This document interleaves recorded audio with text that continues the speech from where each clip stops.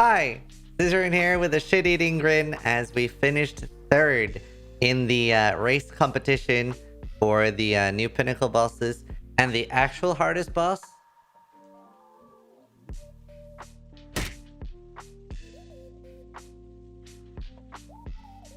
For those that don't know, GGD is currently holding a competition where the first 7 people to kill the new 7 Pinnacle bosses get to design a unique item and a divination card for the game. So far, 5 people have cleared, and rank 1 is Ben, or Lighty. Rank 2 is Exile. Rank 3 is me. Rank 4 is Gucci, 1 hour behind me. Rank 5 is Jungron. And I was exactly to the hour 2 days behind Ben and Exile. They are incredibly fast. I did not try to be fast. I specifically just wanted to do it. And I was very worried about doing it because I didn't even have a character to practice with on standard. And these bosses definitely require practice. They are hard on standard. Very, very difficult bosses. Incredibly relieved, incredibly excited, and that's what this video is going to be about. I want to talk a little bit about the bosses, how I felt about them, probably rank them as well from easiest to hardest, talk a little bit about everything and the event. It was very cool for me. It was nice to pull out another big win. I feel like I have to defend myself a lot lately. I'm kind of insecure about it because people keep shitting on me, and it makes me feel bad because people are like calling me washed up and stuff. So, specifically for Searing Exarch, and we'll show the fights and talk about them. These puddles, they give you -5 max fire rest. So that would take me from 90 to 85, which is a very, very big deal. However, we don't have any max fire rest, right? We have none. If I take off Melding, my max fire rest is 77. So it's actually reducing my max fire rest from 77 to 72. But that doesn't matter because it's my max lightning rest that's counting on all 3. So when I'm standing on those puddles, I have the debuff. It does nothing to me. I still have 90 max fire rest. And that is the same way that penetration works against damage shifting as well. We start off with Uber Cortex. Honestly, this was a very, very easy fight. I can easily rank this as the easiest. I am abusing logout macro here as well, as much as I could. In an event like this, anything within the rules to win. And I know some people don't like that, but whatever. I don't really care. This move. Every time he does this move, I don't really like it. I don't like just dodging around and hoping he won't slam on me. It like teleports me on top of him, so I just log out every single time instead of risking it. Because, yeah, I would do anything I can to design that unique. So, I just come back in and then I don't get one shot. Most people don't actually bother doing that. I think a lot of people are tanking it. I didn't want to risk it, and I didn't practice this fight on standard.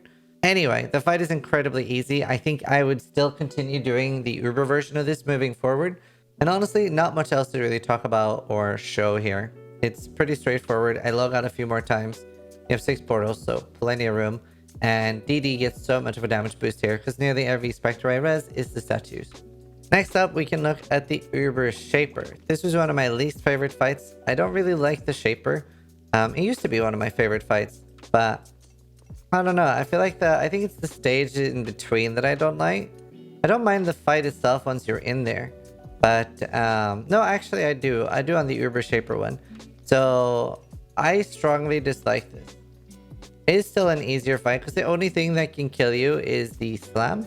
But I find it so hard to keep track of the Shaper while it's inside his friends, like the clones.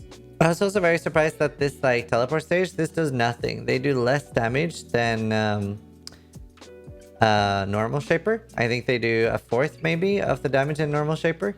So if I did this in normal Shaper, I could actually die. Other than that, pretty cool that you have to actually do really, really good ball management. I got a little bit nervous. I was actually shaking quite hard because this was one of my first fights. Cortex was very easy, but yeah. They also like never go away. So I did not like the idea of dropping them. I just wanted to kite them around. And I think next time will be fine because I'd be a lot less nervous. But again, only thing that can kill you is that slam. It is very big AoE. It is very fast. This is also including 28% chill. So it is actually normally 28% faster. It's incredibly fast normally. I would still say Shaper is the second easiest fight, and overall, pretty good. Pretty straightforward. The fight doesn't really change in stage 1, 2, or 3. It is the same. You just have to do it 3 times, and you just have to do the ball management really well. Like, they never go away. The balls never go away. The puddles never go away. The purple does nothing. And yeah, overall, pretty easy, pretty good fight. Next up, we can look at the Maven. And the Maven is a little bit RNG and actually has some very, very scary moves. I don't know how much that does. I didn't actually like really limit test this. It's actually very funny. I probably would have died if I tested the fight, and I'll show you why in a second. But either way, she has several one-shots.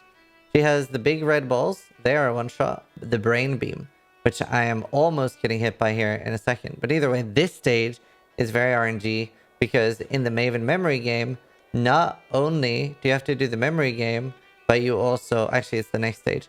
But you also have to fight monsters. Now, these in particular, I was panicking really hard. The Rift Walkers, you can see these puddles. So when that's during the memory game, it is super obnoxious because you cannot see the ground.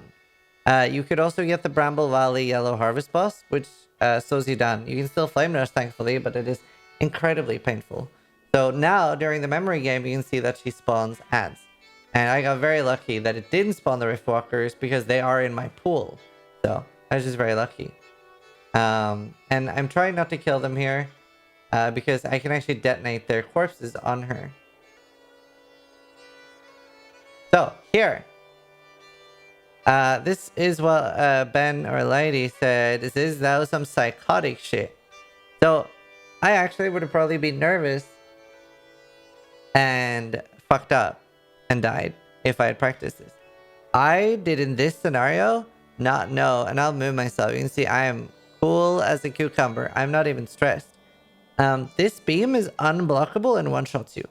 And even with Val Molten Shell, one-shots you. Like he said, it probably does like 30k damage or something to my character. So you can see that it basically grazes my character. It almost hits me. And I literally did not know. There was no skill involved here. This was just pure blind dumb luck. So this is probably the closest anyone ever came to ripping during the race and still finished. Some actual lunatic shit. So I'm like more uncomfortable going forward. But either way, yeah, we can blow those up. So this is actually a pretty good fight for DD. DD has a advantage here.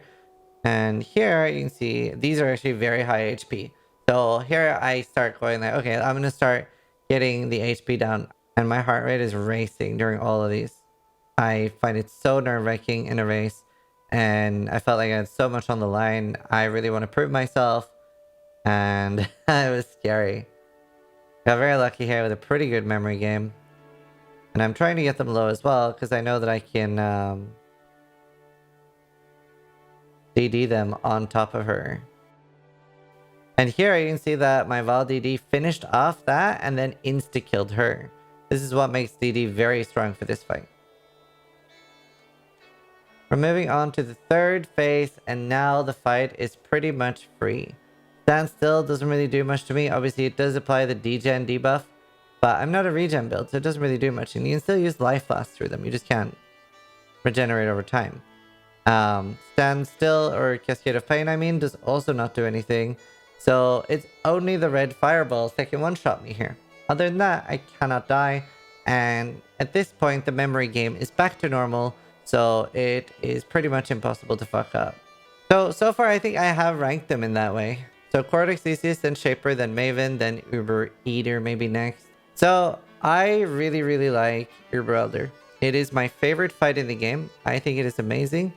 So the balls I can tank. The slam one-shots me. I'm assuming the Elder Slam one-shots me, although I do have 95 Cull res, and it is elemental. So the hardest thing in this fight is killing the squids fast enough.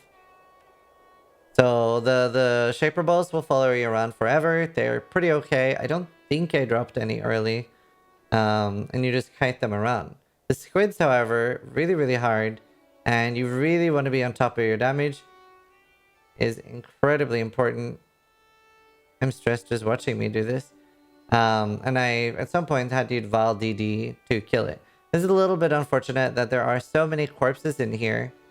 Like, there's so many... What do you call it? Corpses. Like, filler ones. So we don't always get statues. So it can be hard to kill the poopers.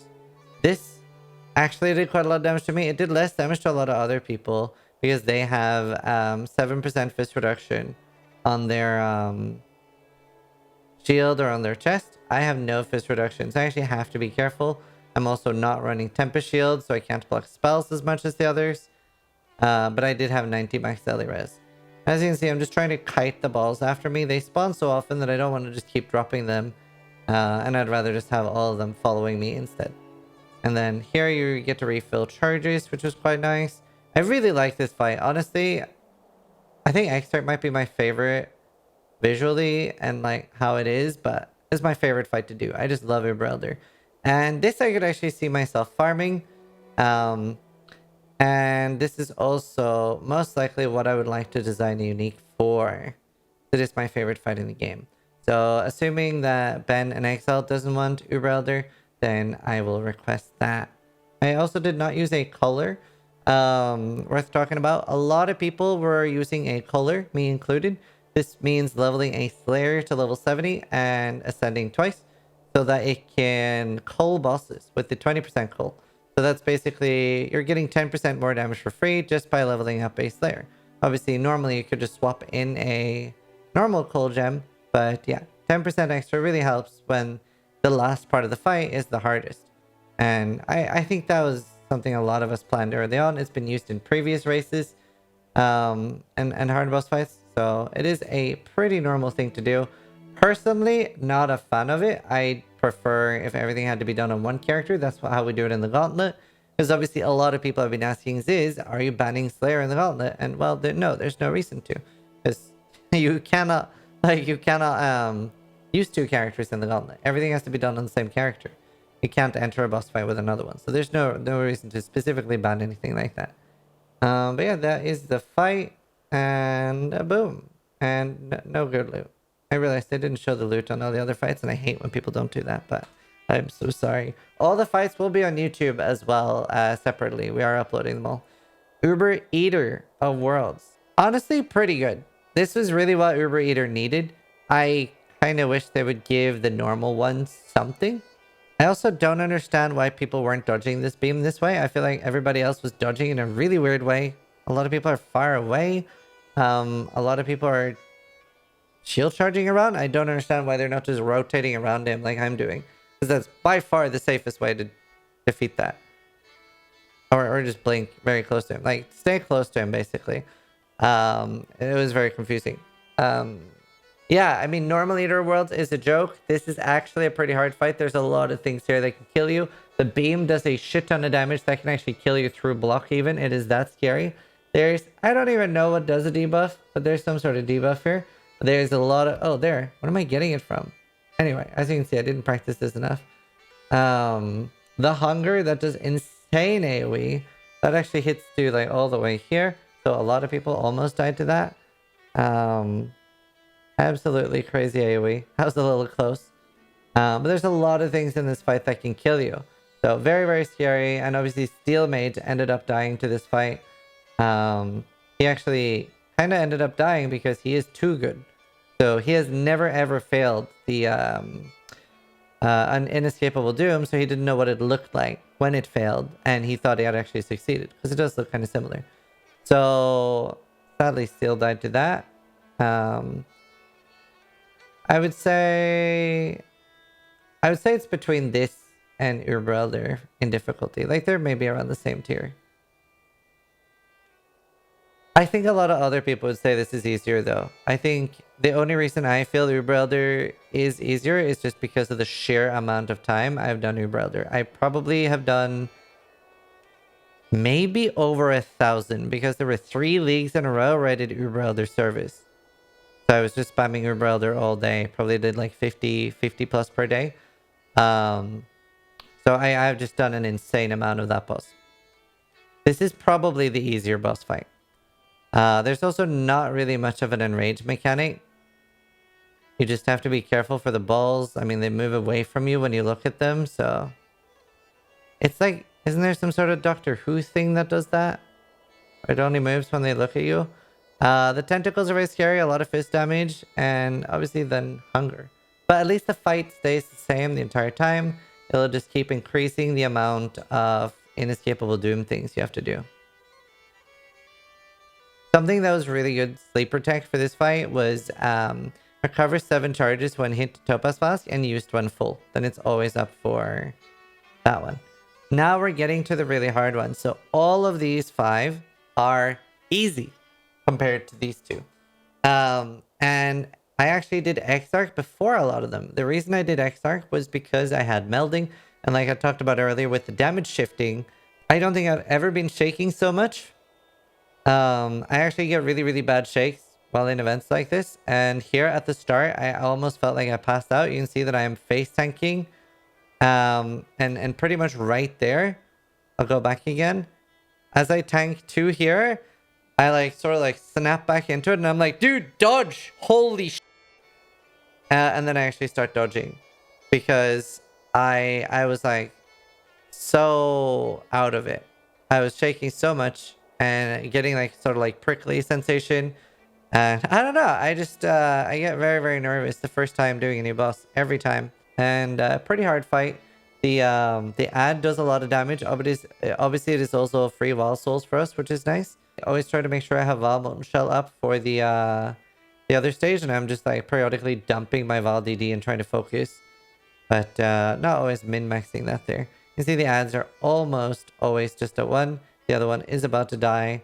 And then, by the way, at this stage, this is just the easy stage. It actually does get harder because he enrages again. And they have added a new mechanic where they don't want you to skip, or at least not as easily skip the stages. So I'm actually just about to receive another stage back to back with no Vault Molten Shell ready. You can see it literally just restarted it. And now I'm in panic mode because now it goes straight into the hard stage. So this is the hard stage with no Val Molten Shell. And I'm pretty worried here. And I actually thought I'd break the fight. Because I was like, how am I going to do this without Val Molten Shell? And now I have 2 ads at full HP. So a little bit of an annoying mechanic. It's like punishing you for going too fast. Other than that, the fight doesn't really change much. It just gets harder. I think I had to log out once for potions. Then eventually the entire arena is covered in shit. Thankfully, Melding bypasses that like ground burning fight. You still get the cooldown recovery loss on movement skills, but yeah, pretty doable. An important thing to do here is first get hit by 1, so your Molten Shell activates. Then you can tank another one basically for free. Then activate your Molten Shell, so your normal Molten Shell doesn't override it. I'm very scared of Annihilation. That can definitely kill you. Very cool fight. I honestly love the Exarch. It's such a cool fight. I don't know if I'm going to feel comfortable farming this on hardcore. It doesn't really have any drops worth it. Obviously, that's what we're going to be designing. We're going to be designing Pinnacle uniques for these. But currently, wouldn't say they're worth farming. So now I just log back in on the Slayer and I actually almost die while culling him. But he's dead. So that's good. And now we're moving on to definitely the hardest fight by far. This is hard in all stages for different reasons. In the first stage, there is a storm in the fucking middle, which does a lot of damage, and it's kind of hard to see how it's moving. It kind of feels like it's moving like this. It isn't, but it kind of feels like that, at least visually to me in the fight. So just suddenly it's on top of you. The middle stages are the same as before, they're whatever. It is fairly reasonable as a fight until the end. And the end feels like it lasts forever. Start here. So the meteor is insane. It's so fast. Other people are planning on tanking it. I didn't have enough fist reduction or chaos rest to do that. And you don't get to refill your Val Souls. That is a very, very big pain. You only get 1 Val DD in this fight. And that's it. So you have very, very low damage. You can see there are degens everywhere. I do not have good regen on this build. So I basically have my life lost and that's it. It's very rough. Very, very rough. I was very worried about this one because I didn't see where the top one was at first. By the way, that's not me getting hit by the meteor. That's actually me using my malevolence. So I'm just trying to time it with when I know I'm not about to take damage. And then here, this was very sketchy because I have to run into the degen. Incredibly hard fight. I just felt like I was getting degened everywhere. I think I had to log twice. But yeah, it is a pretty cool boss fight. I don't actually know if I will ever bother doing this on hardcore again.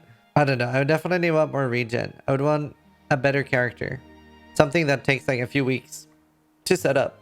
Honestly, I think the only point where I'd be comfortable doing this is if I can always tank the meteor. Very fight. There, I almost died. I think that was the closest I got to dying, except the Maven thing, on all the fights. Now I'm just trying to get him in Cull range. He is actually in Cull range already. I actually got him down more to like 12% life. So I even go back in again. I don't really need to.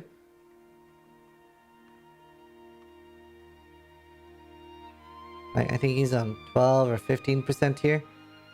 We can play audio so I can like ruin your ears at the end of the video here. I'm obviously very excited when I kill this.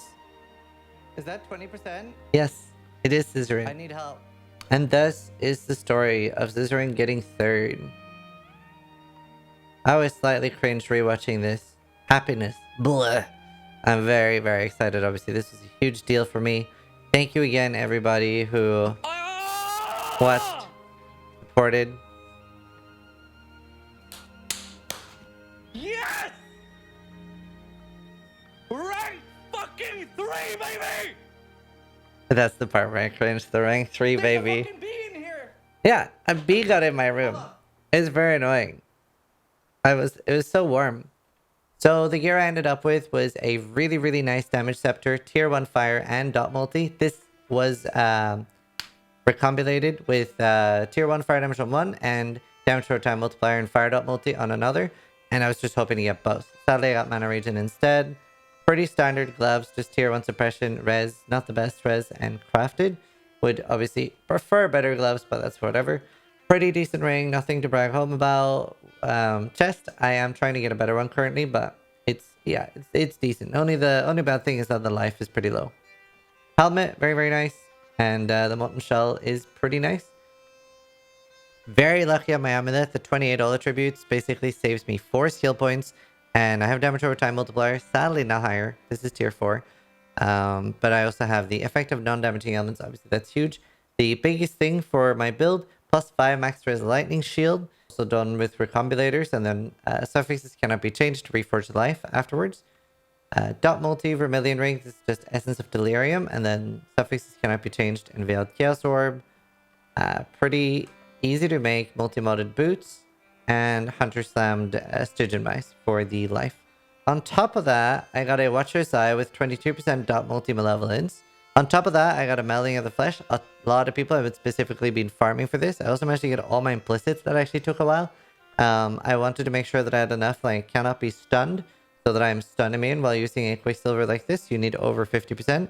Everything turned out really well. Only thing that could have been better would have been a helmet enchant like damage or a reservation thing. Because right now my mana is a little scuffed. That was all the fights. Honestly, I absolutely love them. And in that order is how I would say from easiest to hardest. With Cortex, Shaper, Maven, Uber Elder, Eater, Exarch, and Sirus last. That is pretty much it summed up. Honestly, absolute masterpiece. Absolute masterpiece. I never in a million years thought GDD would put this hard content in the game. I hope they don't nerf it. And just so impressed. This is harder than Gauntlet. Way harder than Gauntlet. It's just because of the way like they can put things in that are different. This Gauntlet's gonna be harder though. The loot isn't there yet, obviously. They're not worth farming in hardcore, but this was everything I wanted the last event to be. And yeah, thank you so much, GGD, for putting on an amazing event. Very cool. I'm on top of the world right now. So thanks for watching. Sub if you liked the video, but more importantly, try to die less than I do.